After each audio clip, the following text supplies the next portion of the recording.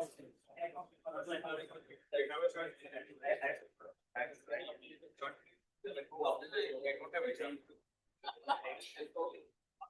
right. Yeah, I've heard about that. All right. Let's get started with our next lecture this morning. All right. It's my pleasure to introduce Frank Pollmann from TU Unix. He'll be giving 4 lectures this week on numerical methods with tensor networks. So.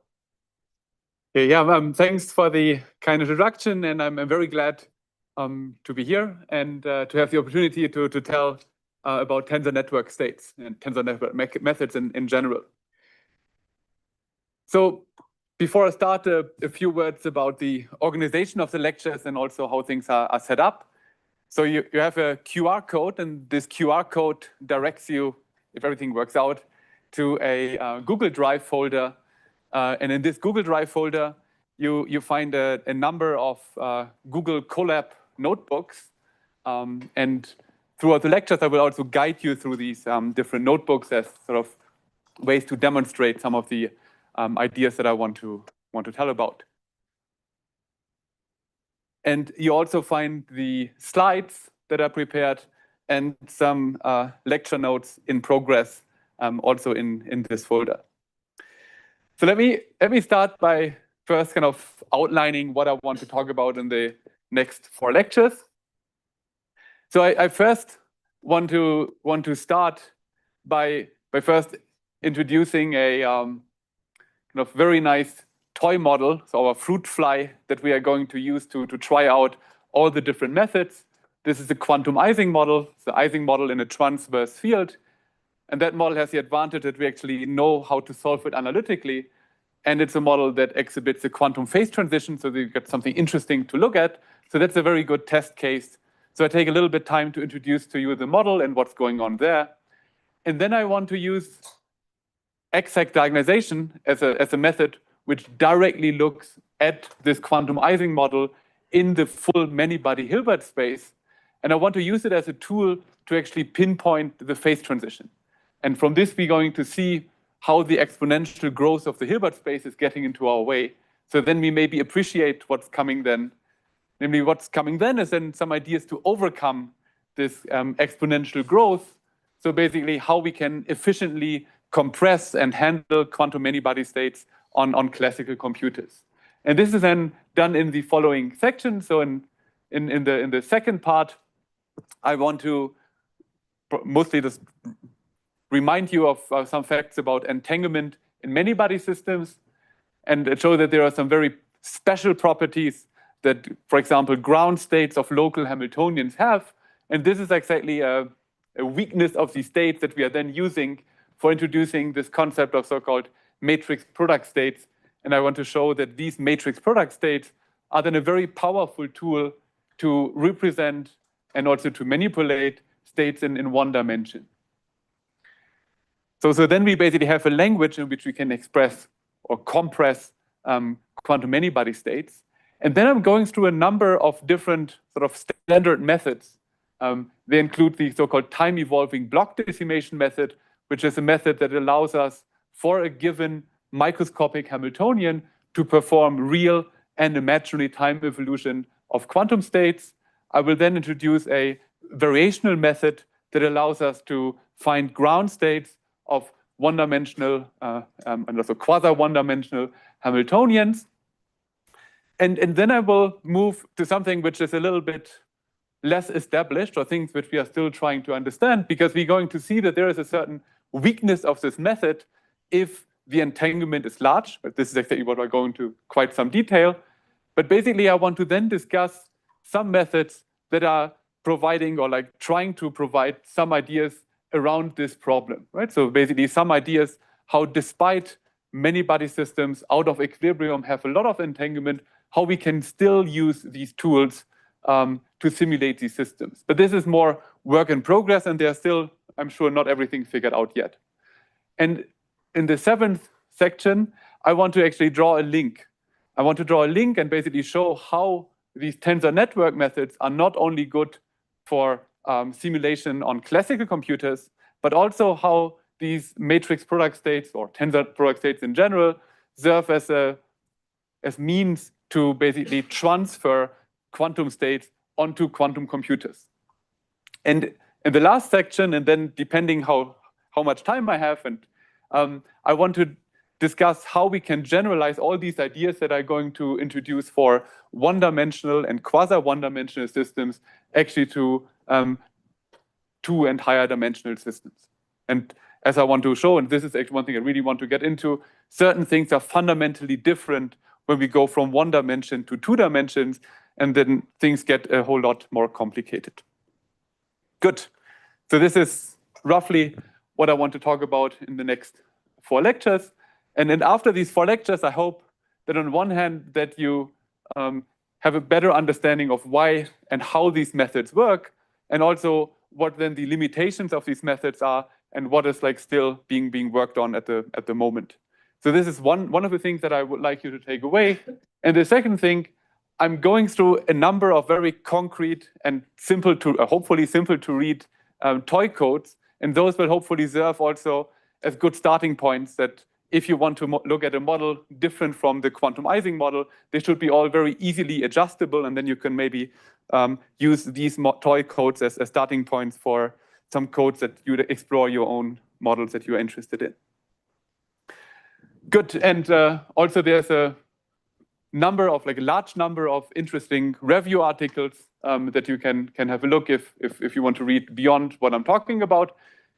So these lectures, at least the first part of this lecture, is a lot based on lecture notes that I wrote together with Johannes Hauschild, where we also introduce a tensor network package for performing these simulations without having to do lots of coding.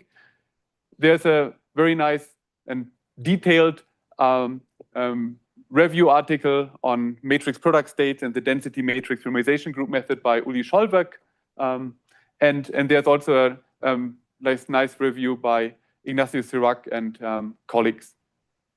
And also I want to advertise a very nice website on tensor network methods created and maintained by Glenn Evanbly, where he really also provides many kind of nice and useful toy codes, both on one-dimensional and two-dimensional tensor network techniques.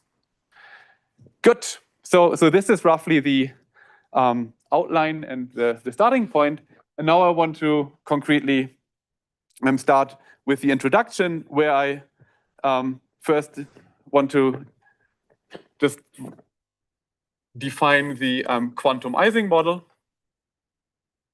Quantum Ising model.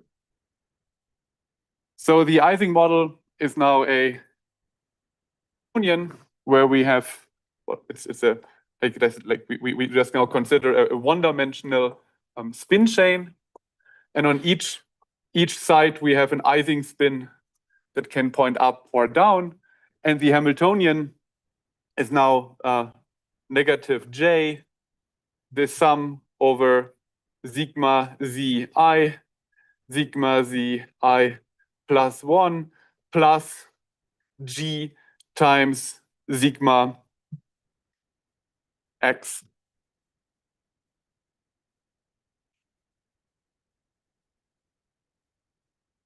And if we just stare at this Hamiltonian for a little bit, we see that this Hamiltonian has a Z2 symmetry, a global spin flip.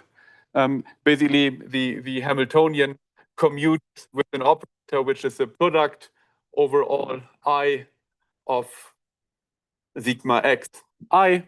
So this is just a global spin flip, flipping maybe all spins up to all spins down. So this is a symmetry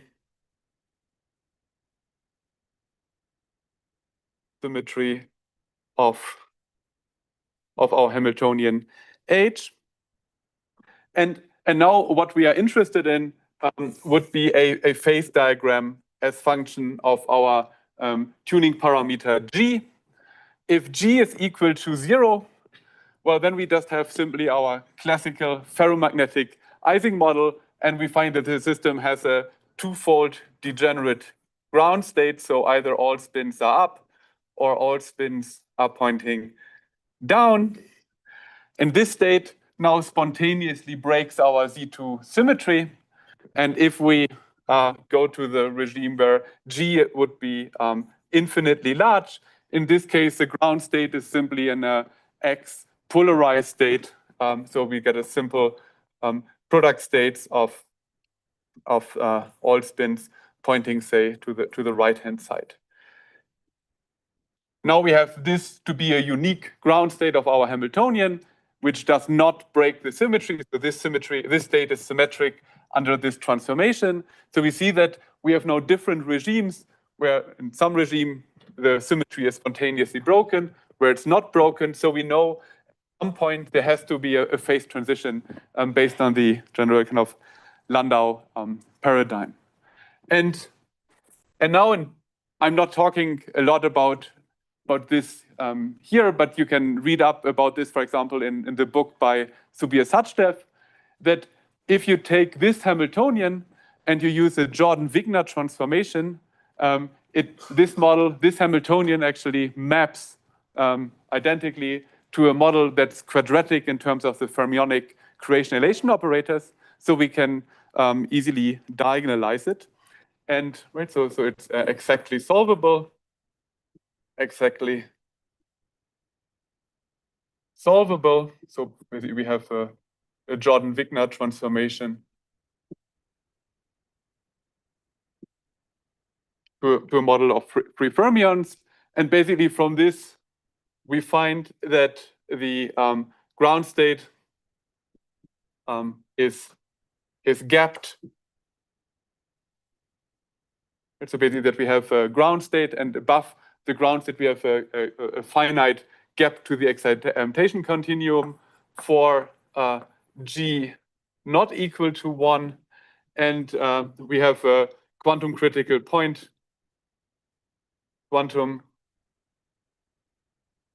critical point for G equal to 1. Right? So we know from the exact solution that the system actually has now a critical point at G equal to 1.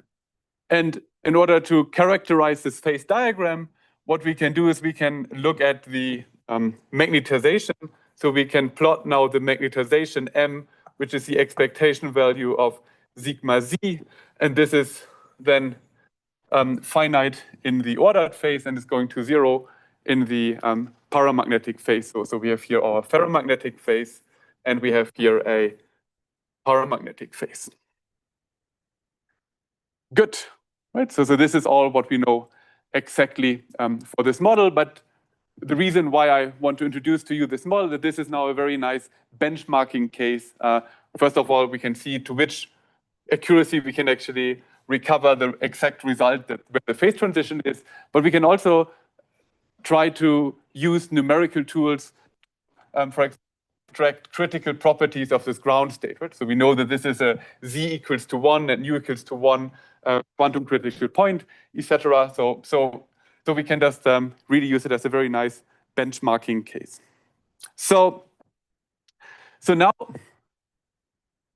let us say that we wouldn't know this, or maybe we have a model which is like this model where we add just another term so that we no longer have an exact solution, right? So this is often the position that we are in, where we don't really know a good handle for an analytic solution.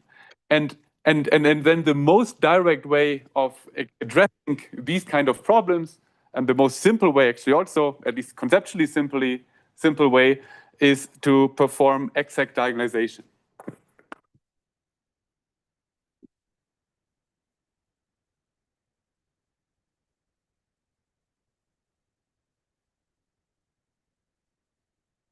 So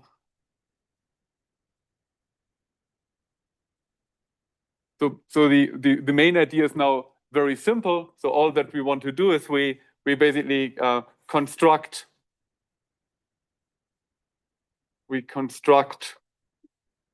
the full many-body Hilbert space, many-body Hilbert space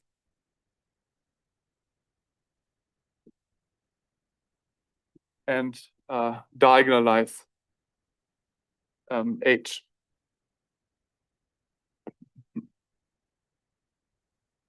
But the Hilbert space, well, now in general, and this is a notation that I'm also going to use throughout these lectures, is that if we have our Hilbert space, this is now a vector space on C to the power of D to the power of L, where I'm now assuming that I have a spin chain of length, or like a chain of L local object. So in general, I would say that the D here is my local dimension, which for the simple spin 1/2 case is just D equals to 2. But if we have a spin 1 system, D would equal to 3. If we have a Hubbard model, D would be equal to 4, etc. So you see how then things are getting increasingly worse as the Hilbert space dimension is or the local Hilbert space dimension is growing. So now we have our Hilbert space, and for this Hilbert space, we can now write down like simple kind of basis states. Right? So the basis states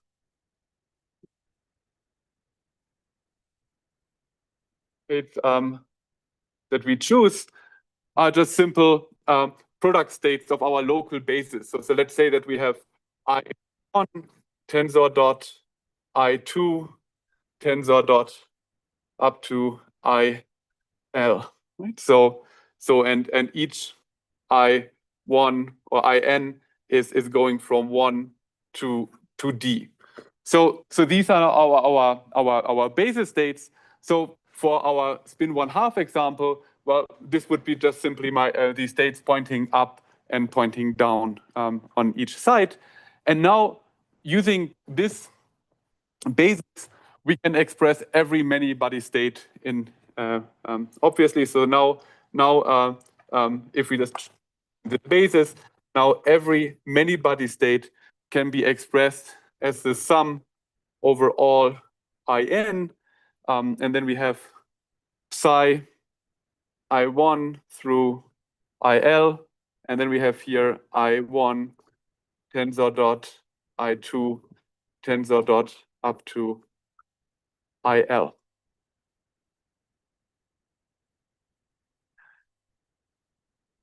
So and now we can do so now what we would like to do is we would like to find our ground state in this representation. In particular, what we would like to find is we want to find these coefficients describing our ground state wave function to, for example, figure out how the magnetization evolves as function of G.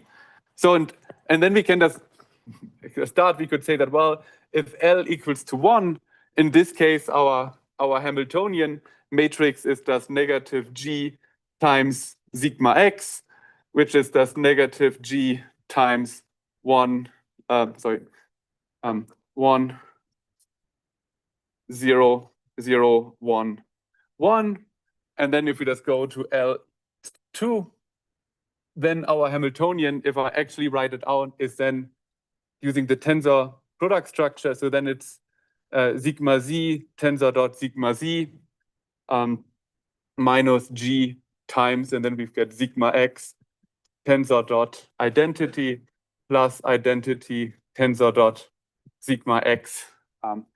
You get the idea. So now basically, as we go to larger and larger systems, we can now just use this Kronecker product of these operators to just construct a larger and larger matrix. Right? So this is here a 2x2 matrix.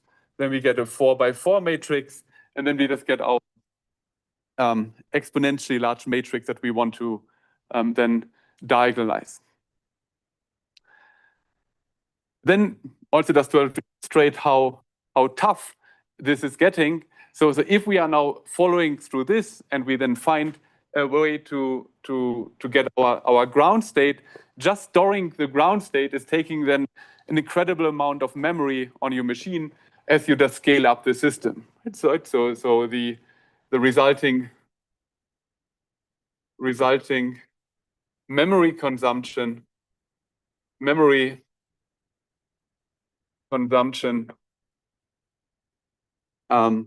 just to store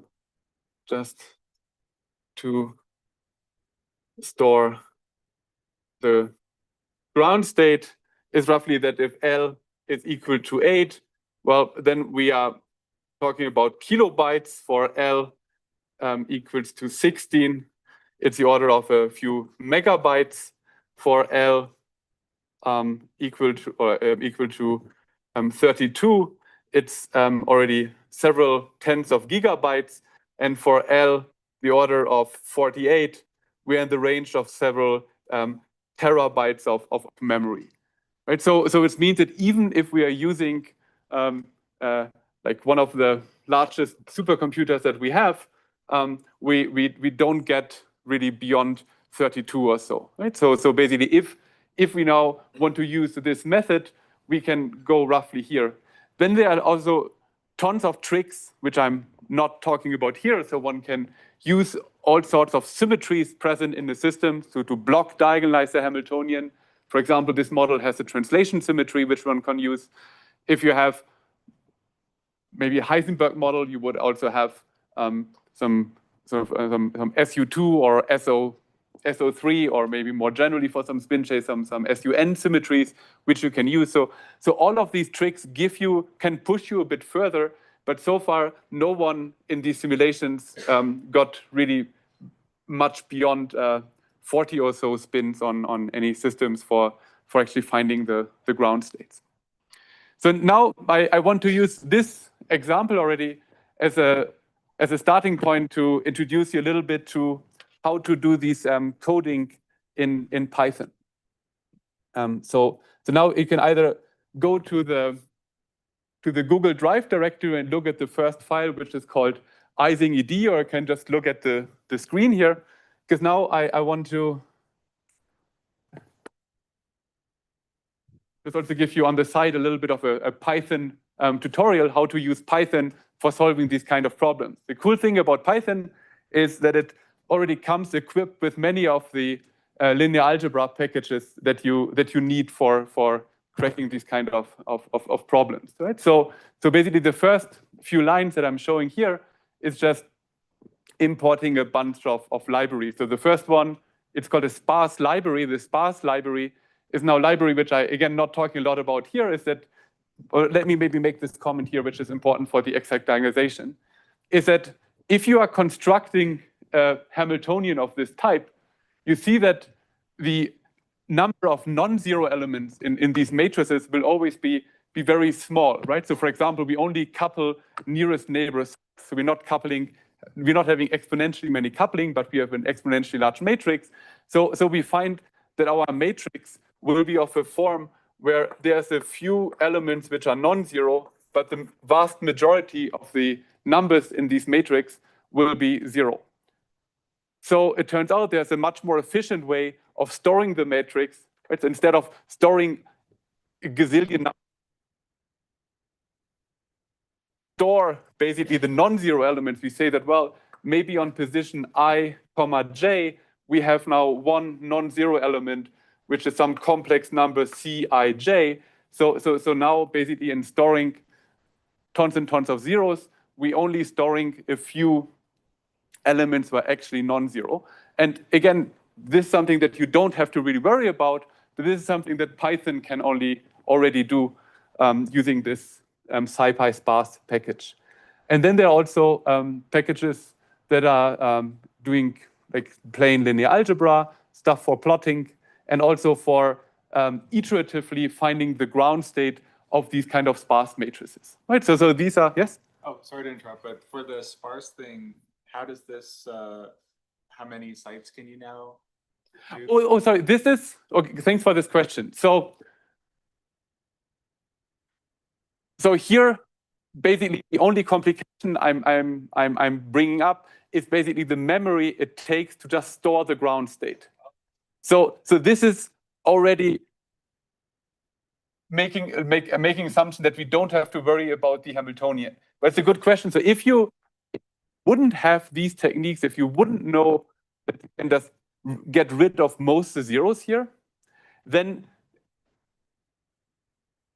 get basically the square of what you're having here to store. So basically then you could, using a computer that has about 1 terabyte of memory, you could maybe store a matrix for about 20 or so spins, right? So. Good.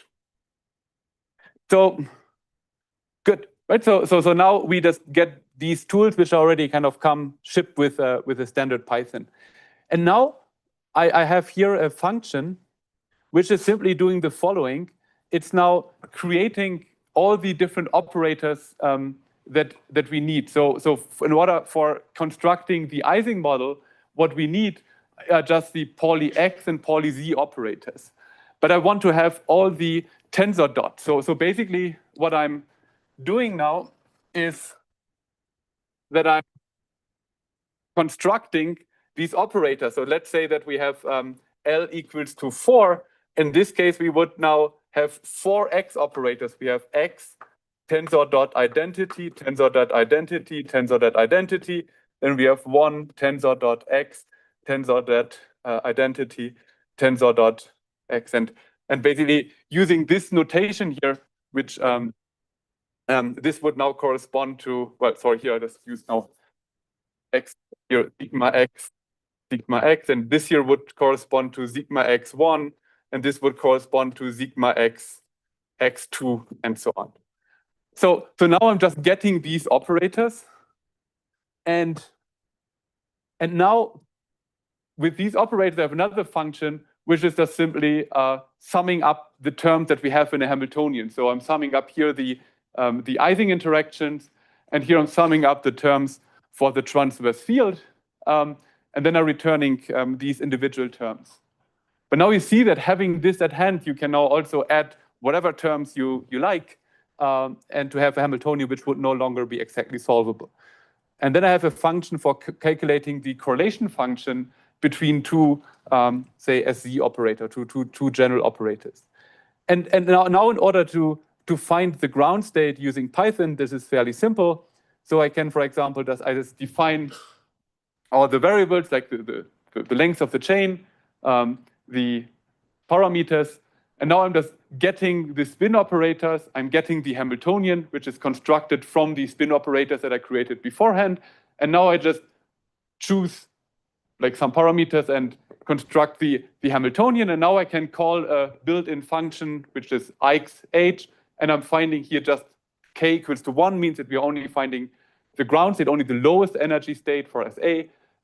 And we also just return the eigenvectors, and then we just can print out, for example, the energy. But now what we might be interested in is finding the transition. So now we just go through different system sizes, do what we did before, and now we calculate the correlation function. So now I'm just calculating the correlation function between a spin, which is at a position L third, and 2L third, to have just two spins which are fairly far apart. And then I can just plot this, and I'm getting this result here. Right? So and from this result, it's maybe not so easy to convincingly say that this model actually has a phase transition at G equal to 1. And it also would be hard from this data to extract any universal properties. But using exact diagonalization, we are now really bound in these system sizes, right? So if I just were to run it real quick, this is now really taking just a few seconds. But if I were to right, so this is now like 4 and 8 doesn't take any time, and 16, or it takes a couple of seconds. But if I were now to type L equal to 32, my computer would stop working. So what?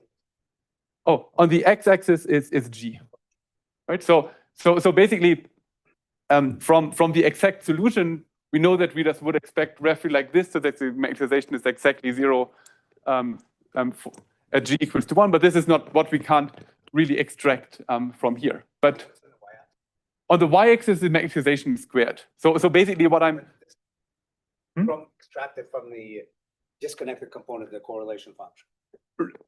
That's right. So I'm just basically calculating sigma z L third, sigma z 2L third, and then we know as L goes to infinity, this should go to m squared.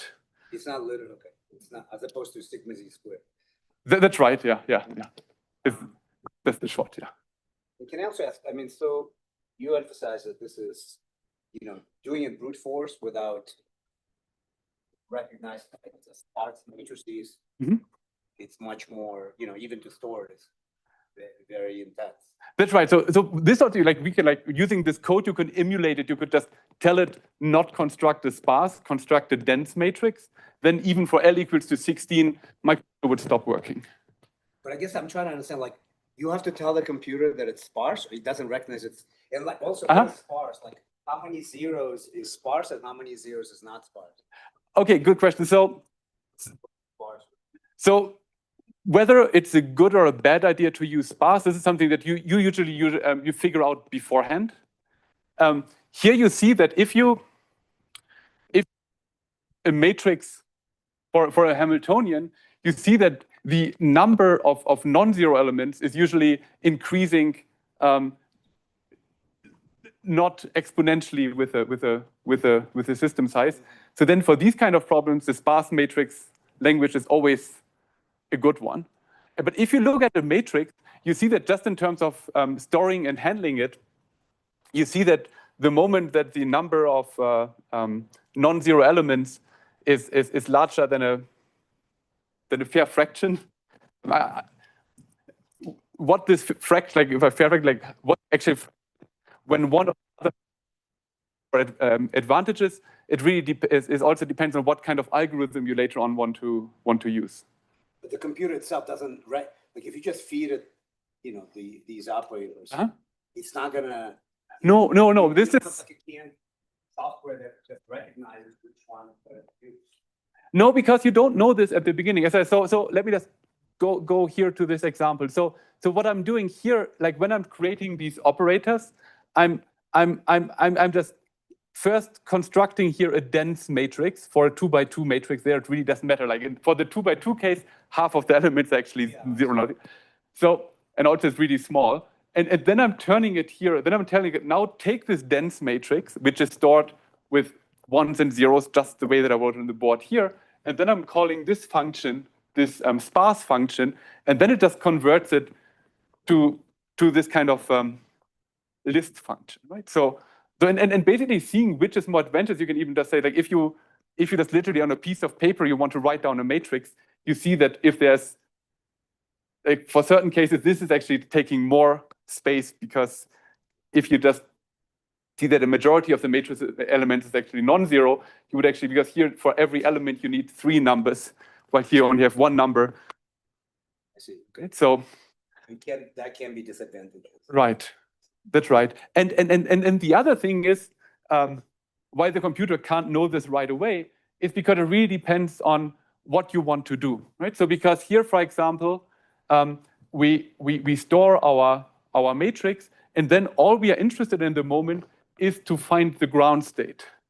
And if we want to find the ground state, all what the computer basically has to do is to apply the matrix a few times to a vector, right? So basically, I didn't want to make this big part of the lecture, but basically the way under the hood the computer is now, what's done in this line is what the Hamiltonian does. It basically is construct a new basis. You start from some initial guess of the ground state, you have psi I, and then it's construct a new basis, like the so-called Krylov basis, by just taking the orthogonal, orthogonalizing this, and then it's constructing a basis in this effective space, and then it turns out that the extremal eigenvalues of this converge very rapidly.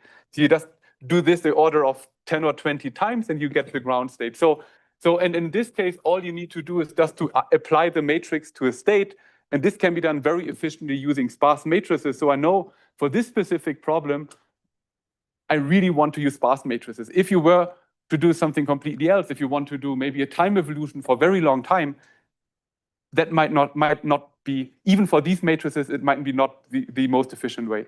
So here you really need to put you need to know what you actually want to do in the end. Good. Yeah.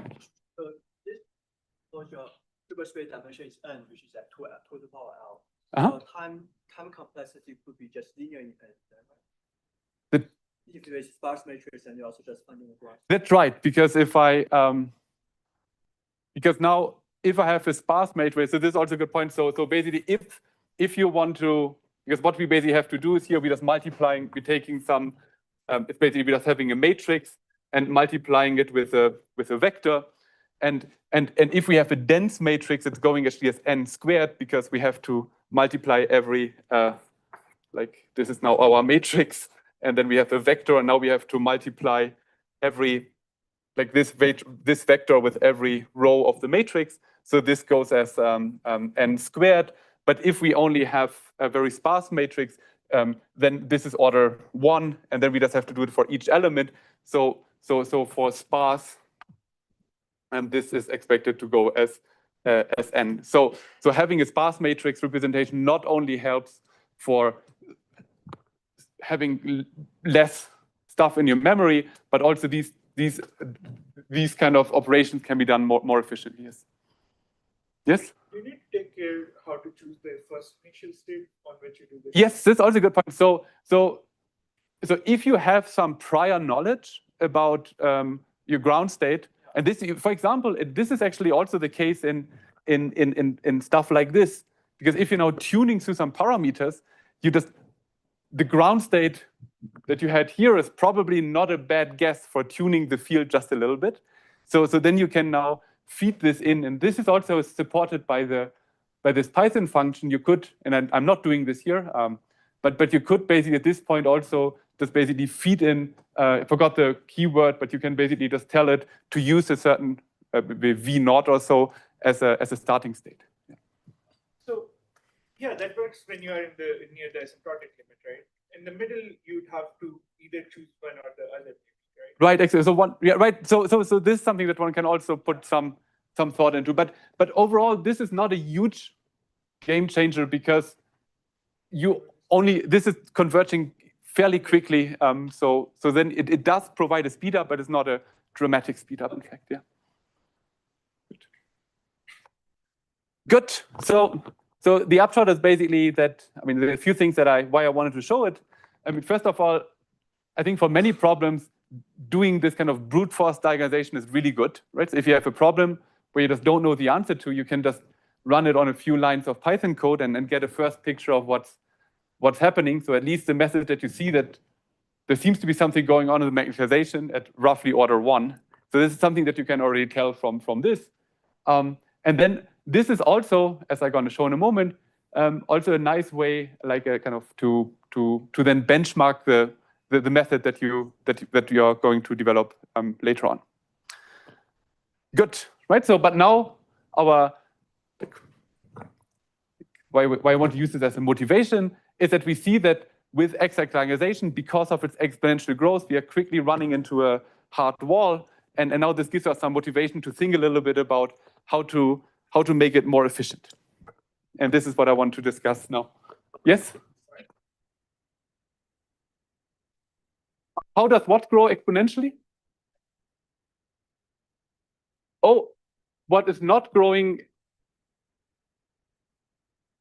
So this n, like, is the dimension of our matrices, and here basically n is equal to 2 for L equals to 1, and n is equal to 4 for 2 spins. But if you just set L equals to 10, n is going to be 1,000, and if L is equal to 16, it's 65,000. Yeah.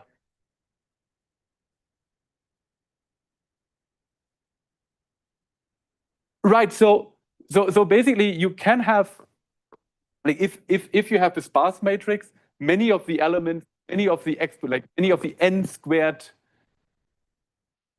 elements going still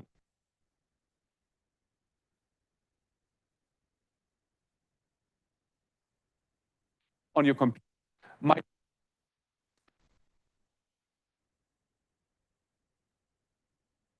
So maybe a very simple example could be some sort of a diagonal matrix. Right? If you have a diagonal matrix, the matrix has a dimension n squared. But if you just know, well, only the diagonal is occupied by some number, then you can actually get away by just storing n tuples. Still, n is exponentially large, so it's still tough, but it's less bad. Like n is much less bad than n squared if n is large. Good.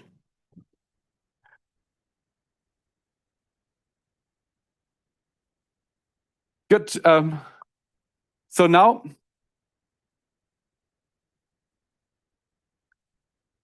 I want to bring in some concepts, and this is second. So now I want to talk about entanglement. And the area law.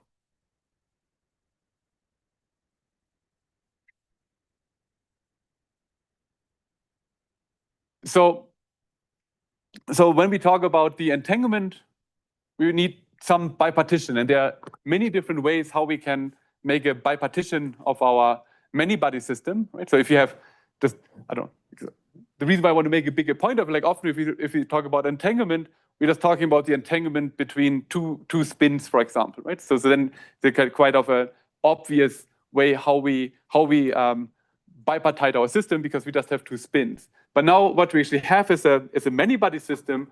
So now we have a system that's made out of L spins or L local objects. So we could now just choose many different partitions of our system, right? So we could just choose every second spin or something like that. But this is not what we want to do. Like, the type of partition that we want to form is we want to just take a given bond, and for now I'm thinking just about our middle bond, and then I'm saying that, well, everything left of my bond is subsystem A, and everything right of my bond of this dashed bond here is subsystem B, and now I want to analyze a wave function, which is part in our Hilbert space, which is now a tensor product state, a tensor product from Hilbert space A and Hilbert space B. And I now want to look at the reduced density matrix, which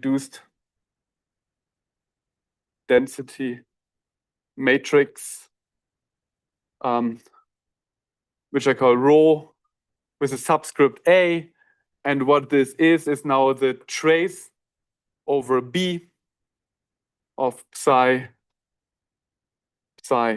So this is now the density matrix of our state. So our wave function psi that we are dealing with is a pure state, right? So we have just, say, the ground state of our Hamiltonian, for example, that we're interested in, and the density matrix of our pure state is just the bra and the cat here together. And now I'm tracing out subsystem B, and the trace, if I just have now the trace over some system X of something, is now defined that I'm taking a sum over a complete basis in our system X, or in this case system B, and then I'm summing over this complete basis K. And for our spin systems, which I like to have as a reference, this sum here could be, for example, over all 2 to the, like, let's say that we just have this half partition, like then we have here 2 to the L half different spin configuration of spins up and down, and then we would sum over all of these, right? So this is a way how we get our reduced density matrix for the system, right? And then if you just have this construction, it's not hard to show that rho A fulfills still all the properties of a density matrix, right? So rho A is now a proper density matrix. So in that it is Hermitian, positive, and the trace of rho A is equal to 1. And now this gives us a nice way to quantify the the entanglement between the left part and the right part. In particular, if our system is a product state or like an unentangled state, then the reduced density matrix of our pure state is still a pure state, right? So if you just look at a product state,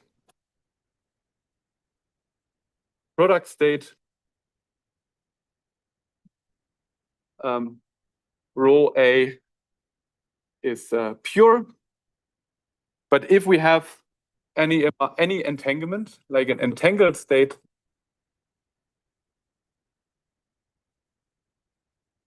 just to point out some jargon, if I'm talking, oh, we have an entangled state, what I of course have to point out, this is like an entangled state with respect to a specific partition, right? So when I'm talking about entangled state, I was always say that, oh yeah, it's entangled with respect to the partition that we've chosen here. And if you have an entangled state, then rho A is mixed.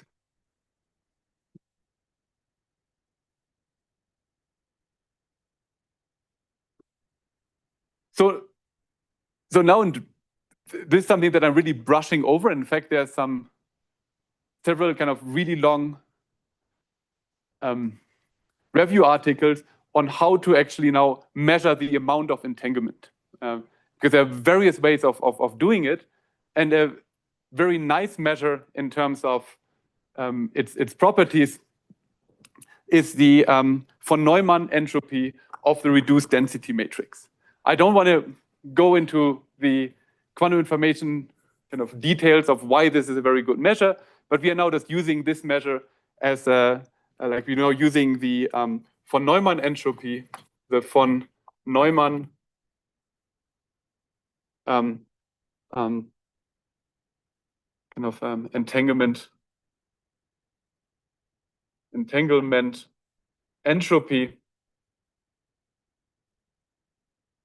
is now S equal to negative trace of A of rho A of ln rho A.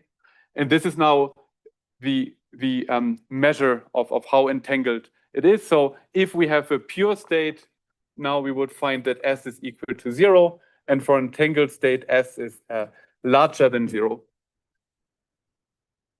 And you see also from the definition that the entanglement entropy for any finite system is bounded. So it's bounded by the logarithm of the Hilbert space of the smaller system size. And there's also a definition which I'm just going to reference at some point, which is the called of Renyi entropy.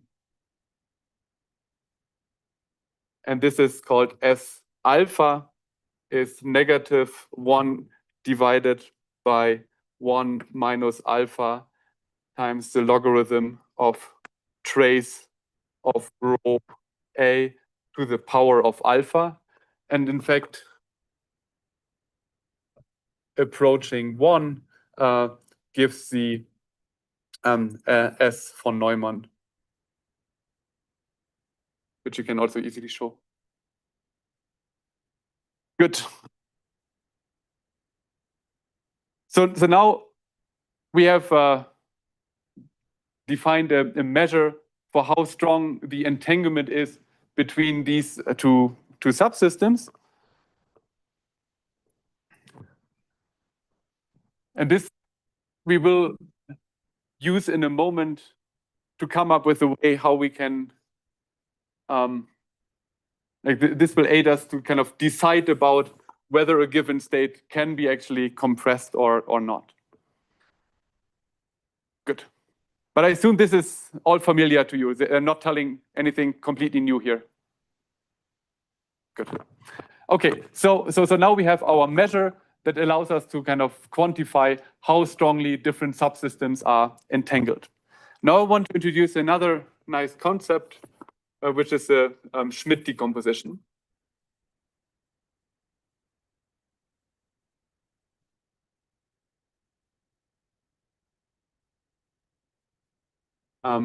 Which is actually in linear algebra terms equal to the singular value decomposition.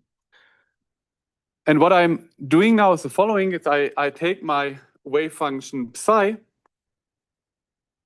And I can always write it as the sum of alpha equals to 1 to the minimum of NA and NB. And NA and NB are now the Hilbert space sizes for the two partitions, right? So in this case, like the case that I'm giving up here, NA and NB are actually the same size, so both are 2 to the power of L half. And now we get lambda alpha times psi phi alpha A phi alpha B, and I can always choose the alpha to be real, and I can real and positive.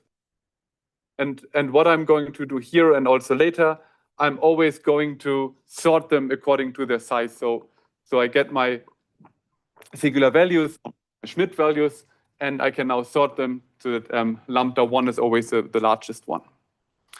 And moreover, the corresponding, like these are, I'm going to refer to as the Schmidt values,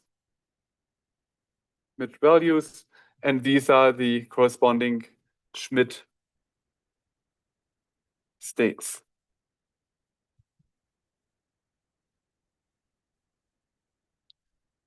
And these Schmidt states are actually unique up to degeneracies. Right, so for every quantum state that I can write down for my system, may it be the ground state or anything else, I can now perform this Schmidt decomposition into a superposition of these orthogonal states. Yes?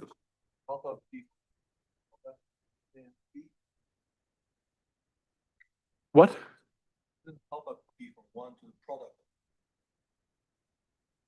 No.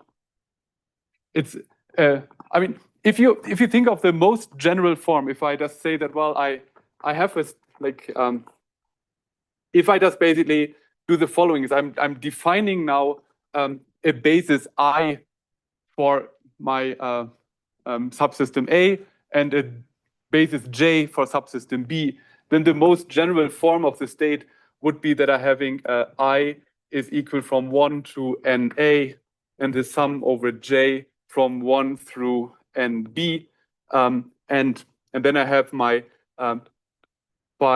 psi I J of I subsystem A J system B, and here I'm summing this over these, and then basically if you just want to rewrite the Schmidt decomposition, you can now just do the following. You just say that, well, you take this matrix psi ij, and you're performing a singular value decomposition of this. So this is now the sum over alpha of some matrix u I alpha lambda alpha v alpha j. Right. So this is just singular value decomposition.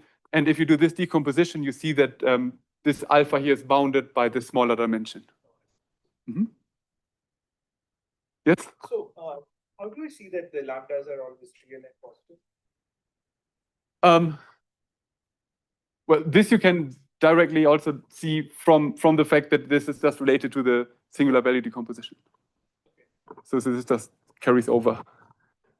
Right.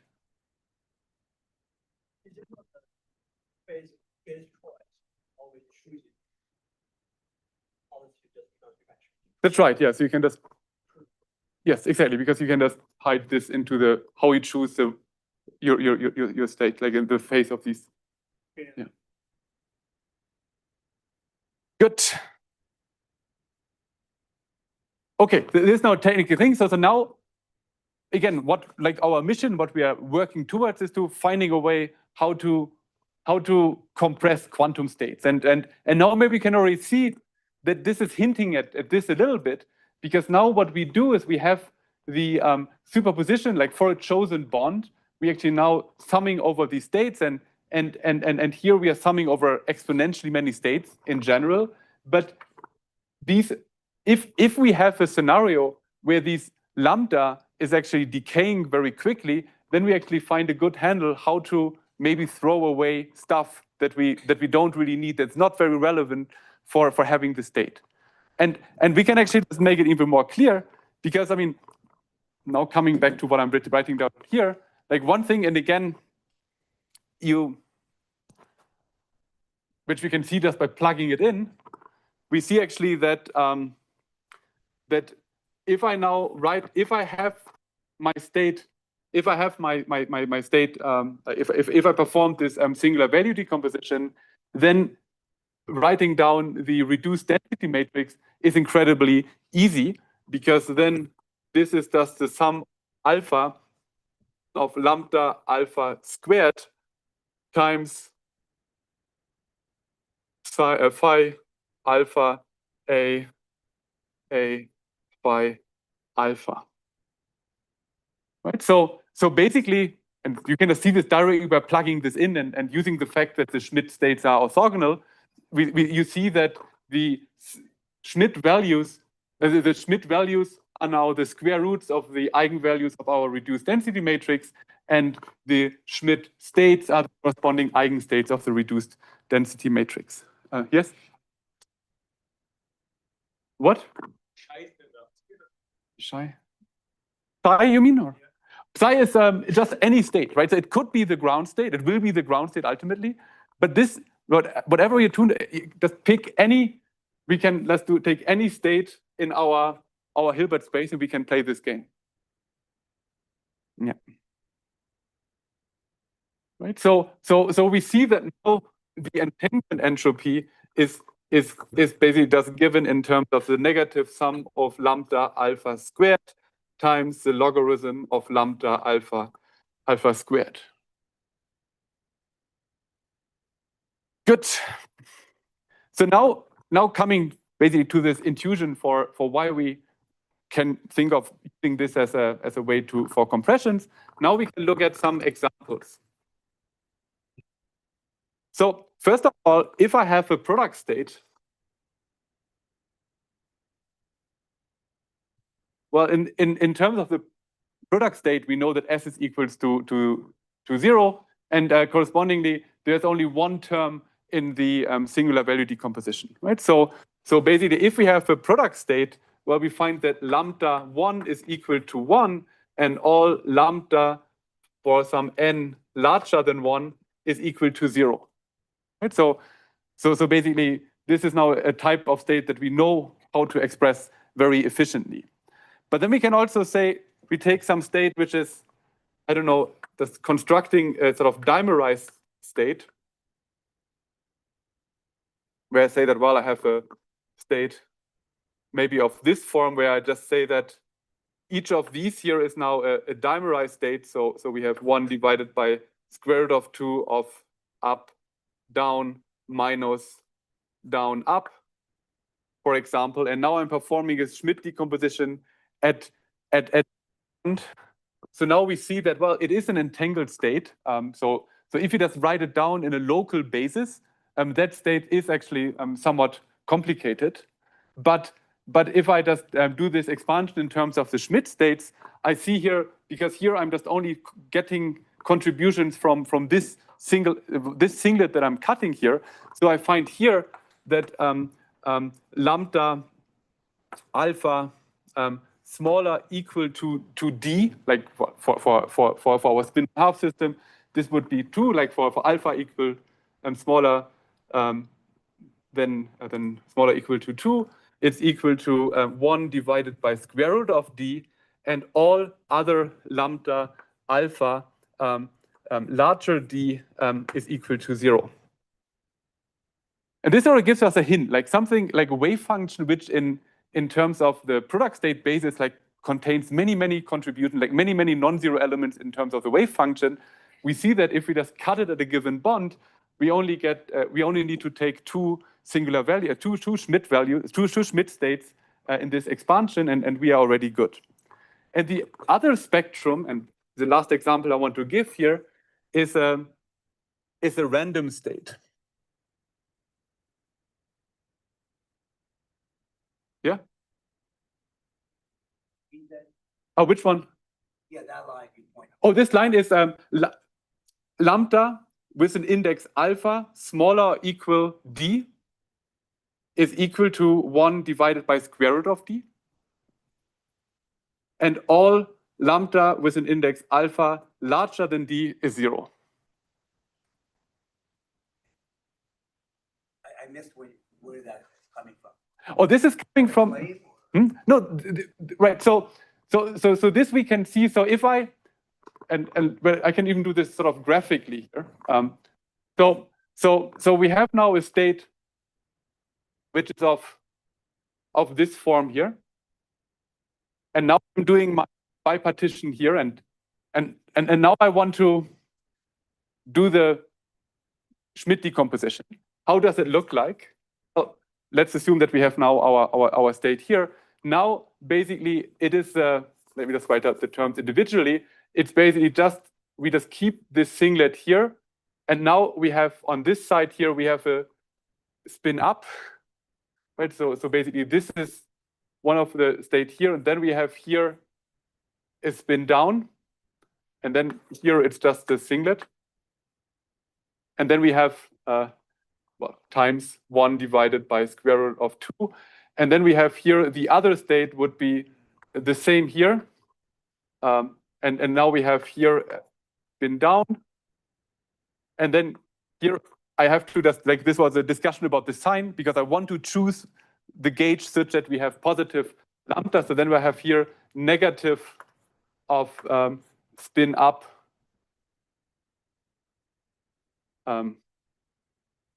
times 1 over square root of 2. So now I see that so now basically by just cutting it here, I can just perform a Schmidt decomposition, and there's only 2 non-zero terms, and all the other ones that we have are 0.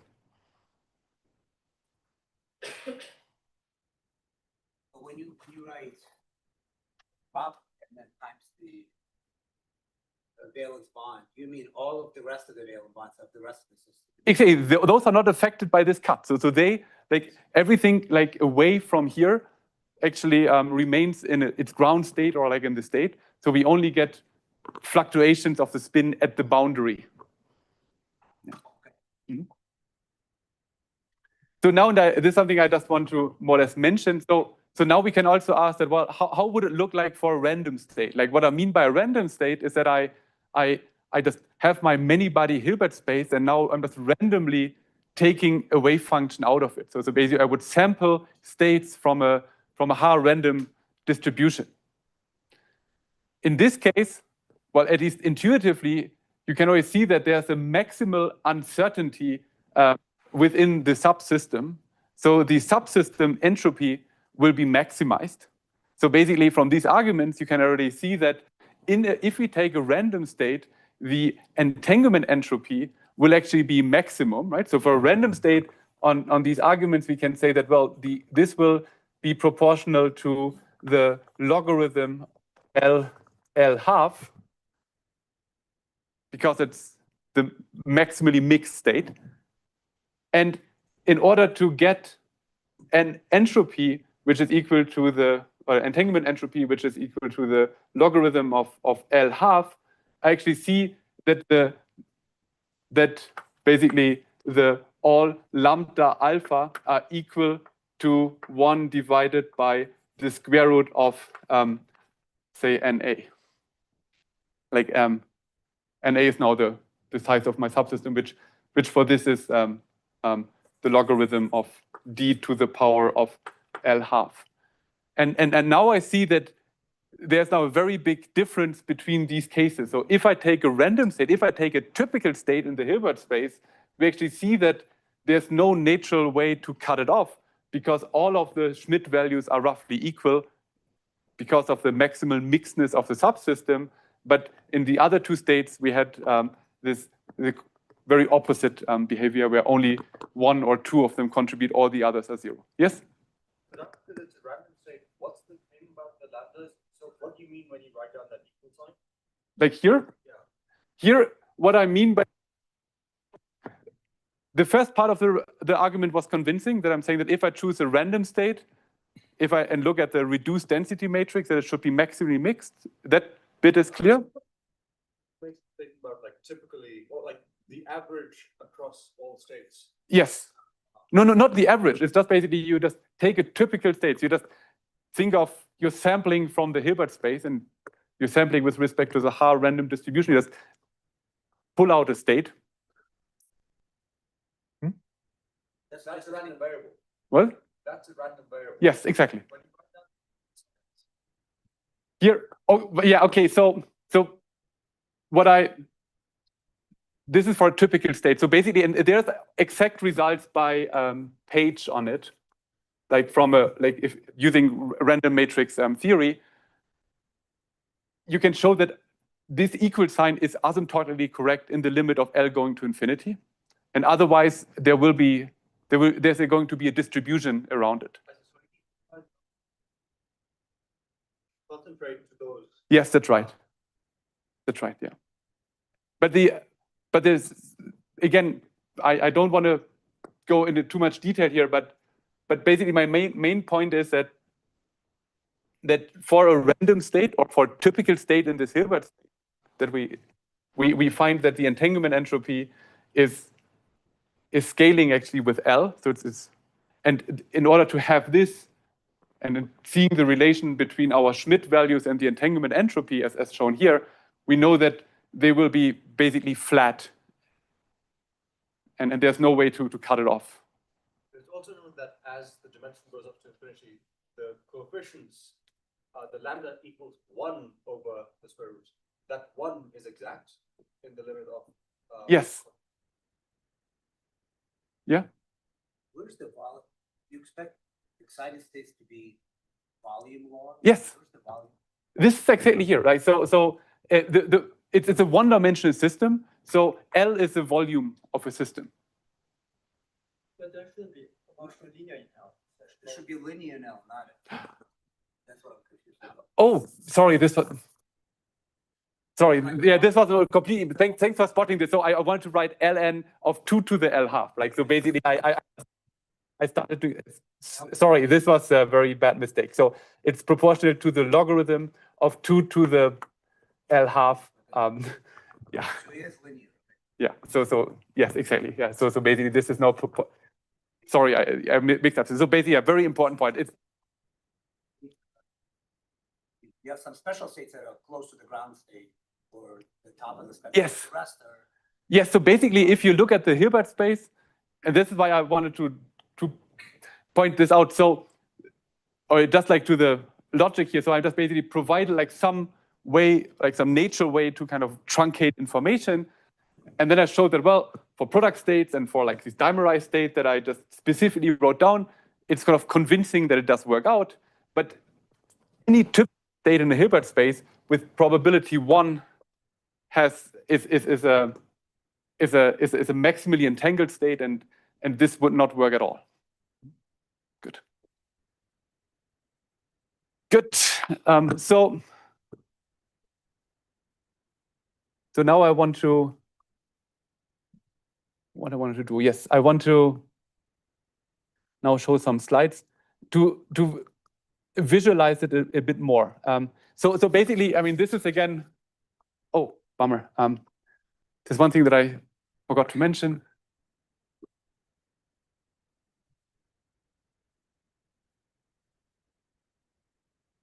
I want to mention the area law. So now, as Leo mentioned, one of the important things that we just saw is that if we take a typical state or a random state, then we actually find that it has a volume law entanglement. But in contrast to this, we have the area law, and the area law is now the following. So let us now talk about a hypercube, basically of dimension L by L by L by L. And if I'm now cutting this into 2 pieces, so this is how it would look like for 2D, and for 1D, this would be just a chain like this, and then to play this game in 3D.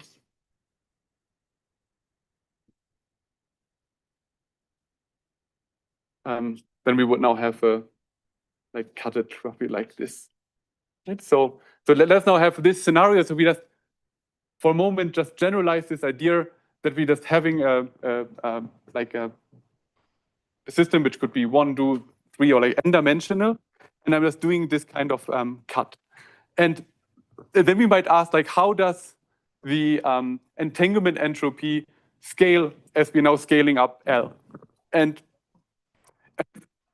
if we had a volume law, then we would, like, what we would find for a random state, then we would find that for the one-dimensional case, as I just argued just a moment ago, the entanglement we would scale proportional to L squared, and to L cubed. But the area law would actually then scale, say that S is proportional to L to the power of capital D being the dimension of -1, right? So that the area law would mean that the entropy would scale only with the area of our cut, right? So which is here a 0D cut, in 1D it's a 1D cut, and in 3D it's a 2-dimensional cut. Now coming to something very powerful, and this is something which was proven for ground states of one-dimensional Hamiltonians by Hastings, namely that what he has shown is that like it's going back to Hastings, I think 2006. I'm not sure, but about 20 years ago, what he actually found or could prove is that ground states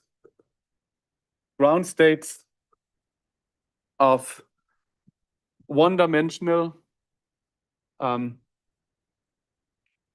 gapped. By gap, what I mean by gap is that we have a ground state, and above the ground state we have a finite energy gap. And local, what I mean is that we have maybe nearest neighbor, next nearest neighbor, next nearest neighbor, but we don't have infinite, or we don't have algebraically decaying correlation functions. So we have just so local terms of the Hamiltonian fulfill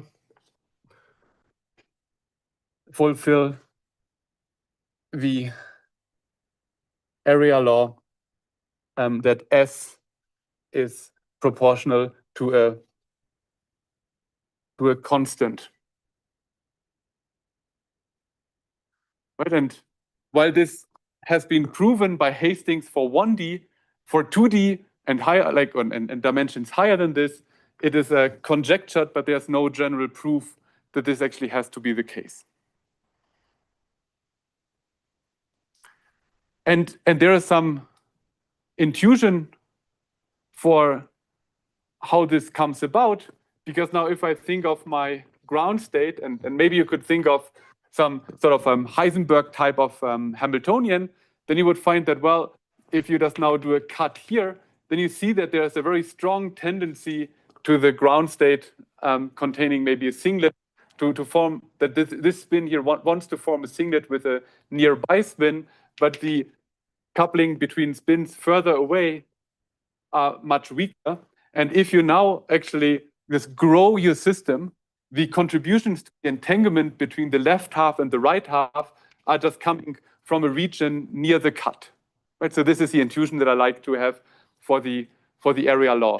And the dimer state is like an extreme example of this, right? We would say that, well, if you just like only those two spins contribute to the entanglement between the left part and the right part, and all of the other spins are just kind of nicely localized here, right? So and as a cartoon for a ground state, what you could say is that where you start maybe from the singlet basis, and then you would just now also add maybe some contribution where this spin also wants to form a singlet with this guy, and maybe this one with this guy. And now you could just basically perturbatively expand a state, and then you would see that, well, for any finite order, the state would have a strict area law, because only couplings between spins up to a certain range contribute. And if you were to make the system larger and larger, then there's no contribution anymore, and it stops. It would go to a constant.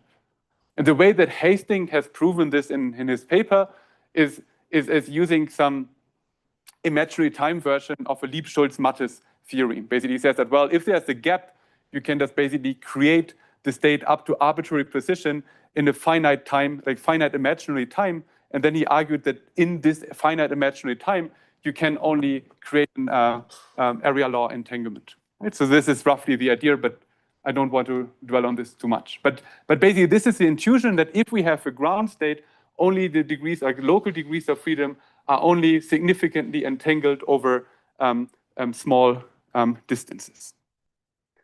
But this now, using this relation between the Schmidt states or the Schmidt values and the entanglement, you see that this is actually now like basically that the 1D area law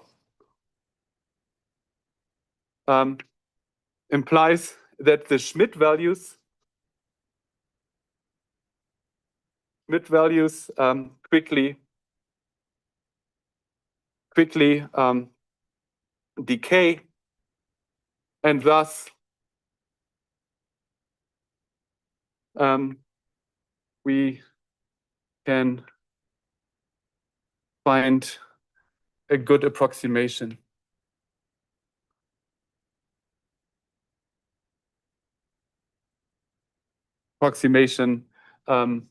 By keeping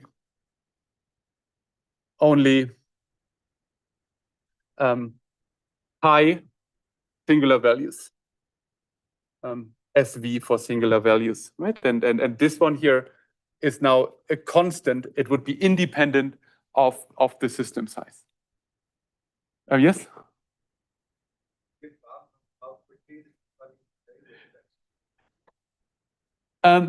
Yes, you can all make this rigorous, and this has been done in a work by Norbert Stuch and others from 2006.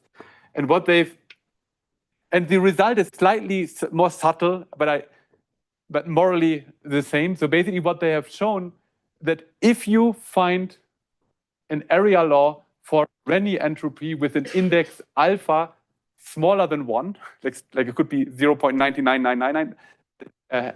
This alpha is be smaller 1, then basically the error density becomes independent of system size for a constant chi. Right? So all this can be strictly bounded. Yeah. But basically the main takeaway message that I want to just give here is that basically that maybe this kind of perturbative picture that this is like. So basically, the value of chi that you can use to bound it would now basically just be exponential in the number of spins that would contribute here to the singlet with the neighboring sites. There's another question? Or?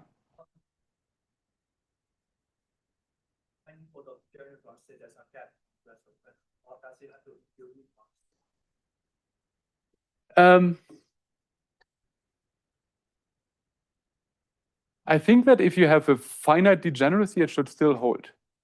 If you have an infinite degeneracy, it's probably like, because you can also construct systems where you have an exponential degeneracy. Then I'm not sure. But for any finite degeneracy, it should hold, because then you get different blocks for each degenerate state. You get a different block basically, and then that should also not affect the scaling. Good. So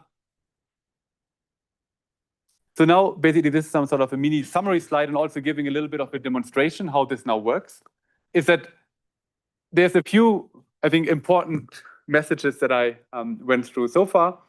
Is that first of all, if you think of the many-body Hilbert space, or the volume of the many-body Hilbert space spanned by your basis states, basically all states, or practically all states, have a volume law. Like a typical state has a volume law entanglement, and all of these ideas don't really help. But then there's like a really tiny corner that has area law states, which is actually of measure 0. But in this tiny corner, we actually have some argument for how we can ultimately truncate these things.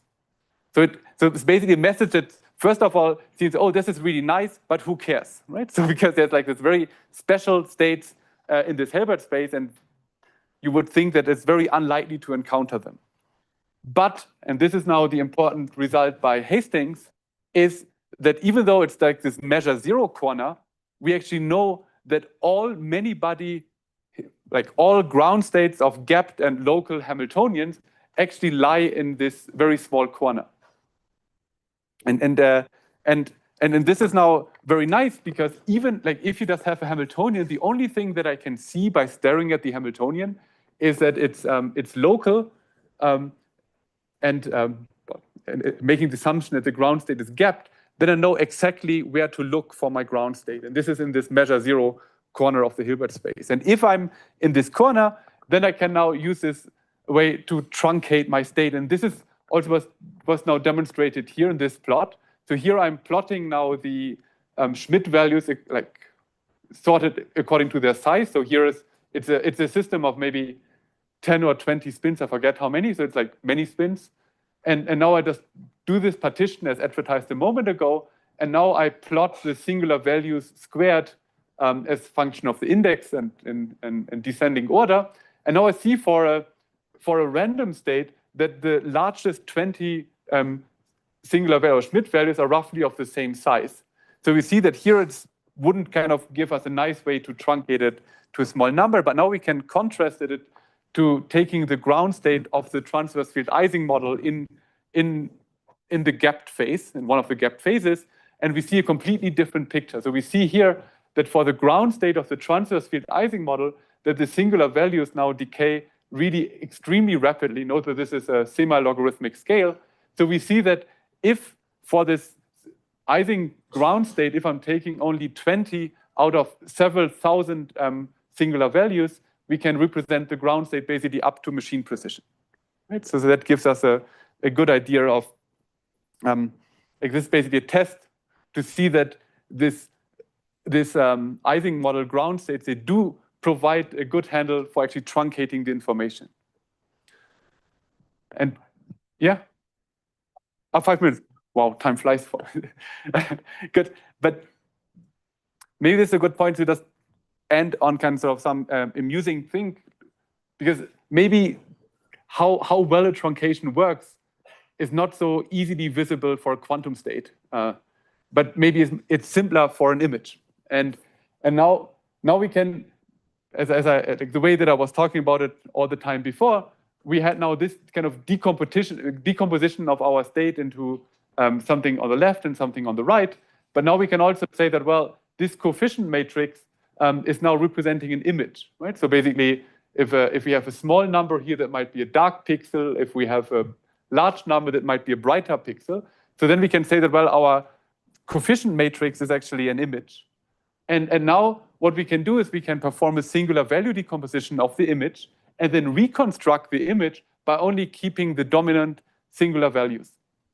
And then we can now reconstruct the image and have a look at how good the image looks. And now you see that we just do this for an image, and then we see here, for example, if we just take 4 out of maybe 1,600 or so states, we just don't see much. But if we just take 16, we already can see it's a bridge.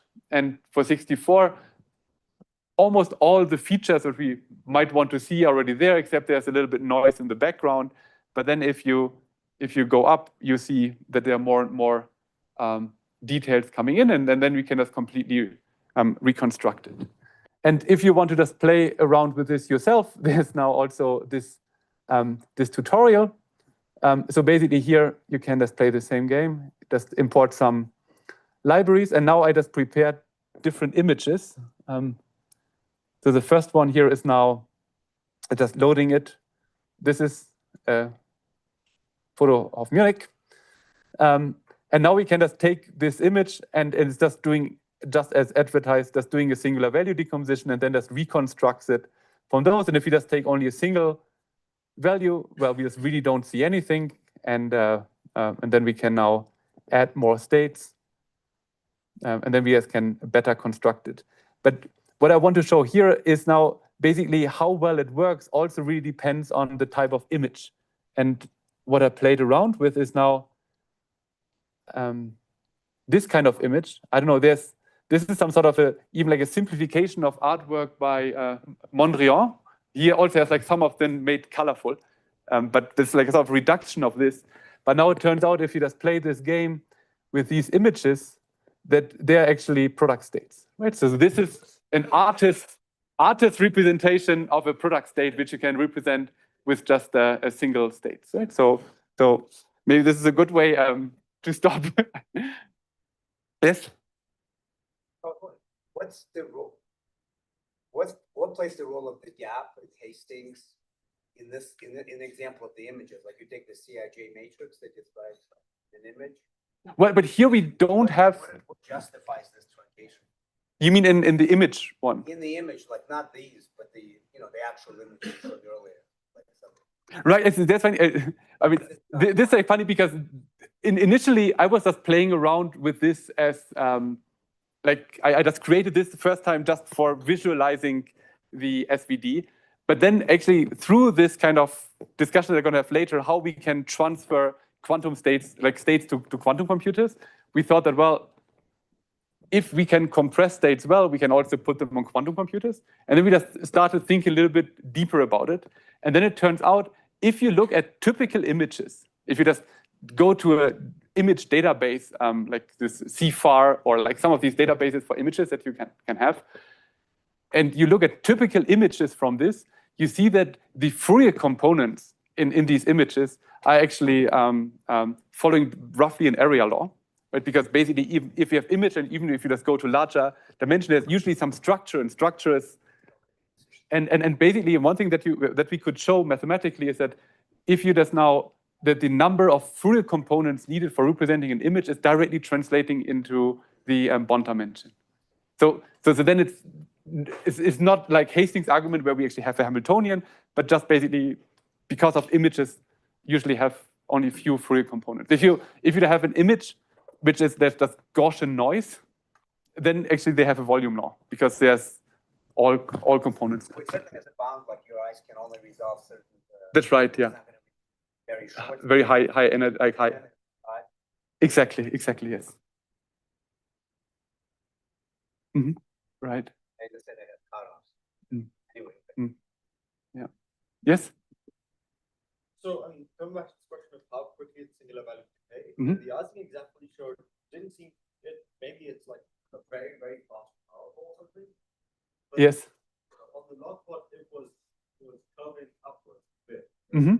Yes. How should I make that fit with the intuition that things are coming from going out to different lengths?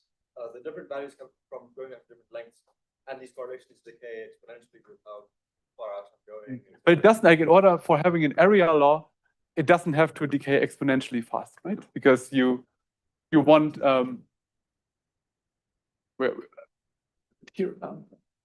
you want this to be bounded, right? So you just want.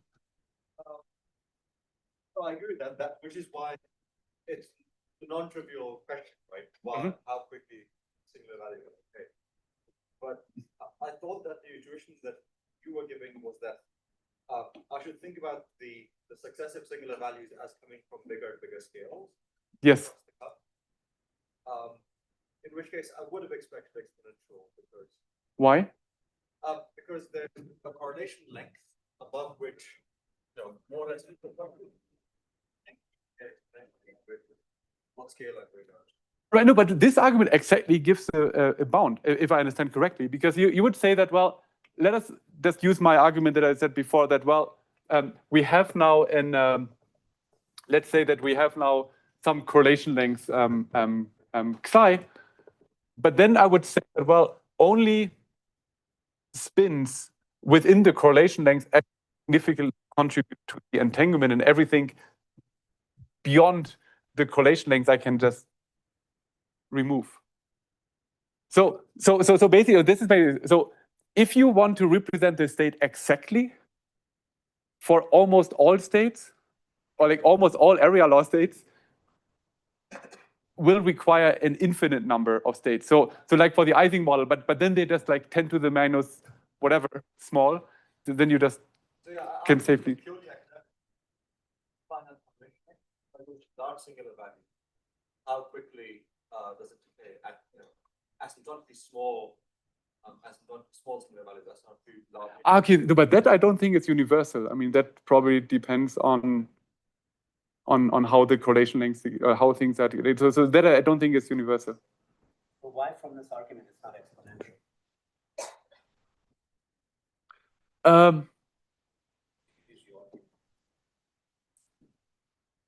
It would be exponential to have now where I would say that, well, if I just have this perturbative picture, like if I say that, well, I'm just going to higher orders of perturbation theory, then I have a strict cutoff, then it would be, but here, because you just literally, when you just calculate these, it's some sort of optimization. You're just trying to find the optimal basis, and then it's not so. For example, and also when I'm coming to MPS in the next time, I'm giving an example where you have an exact MPS representation. So you have a finite correlation length, but yet the state can be exactly represented in terms of as a Schmidt rank, exactly finite. So I'm coming to this. So yeah.